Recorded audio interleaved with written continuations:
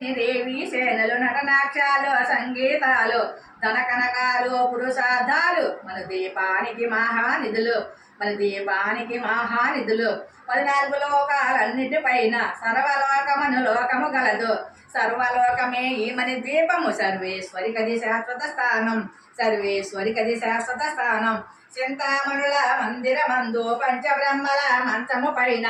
మహాదేవుడు భువనేశ్వరితో నివసిస్తాడు మన దీపములో నివసిస్తాడు మన దీపములో భువనేశ్వరి సంకల్పమే జనించే మన దీపం దేవదేవుల నివాసం అదే కైవల్యం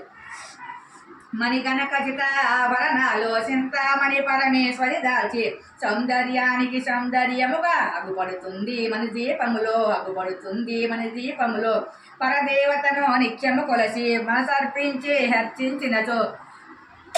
అపారధనము సంపదలిచ్చే మన దీపేశ్వరి దీవిస్తుంది మన దీపేశ్వరి దీవిస్తుంది నూతన గృహములు కట్టిన వారు మన దీపవర్ణన 9 సార్లు చదివిన సాలు అంతా శుభమే అష్ట సంపదల తొలతూగేరు అష్ట సంపదల తొలతూగేరు శివ కవితేశ్వరి శ్రీ శక్తేశ్వరి మన దీపవర్ణన చదివిన చోట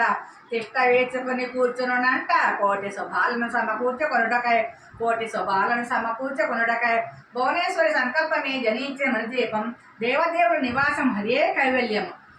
14 లోకాలకు పరంజ్యోతి యగు మనదీప నివాసిని పరమేశ్వరుని 9 విధాలుగా కీర్తించుకొనుటకు 9 దోహాలతో ఈ స్తోత్రం రాయబడింది అమ్మకు నవశిష్టం కాబట్టి దీనిని 9 పర్యాయములు ప్రతిరోజు చదివిన ప్రతి మనిషి తరించవచ్చు దీనిని శుక్రవారం నాడు మీ పూజానంతరము 9 మార్లు పారాయణం లేదా గానం చేసిన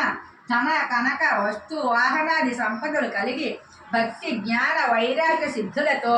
ఆయురారోగ్య ఐశ్వర్యాలతో తొలతూగి చివరకు మన దీపం చేరగలరు ఇది శాస్త్రవాక్యం.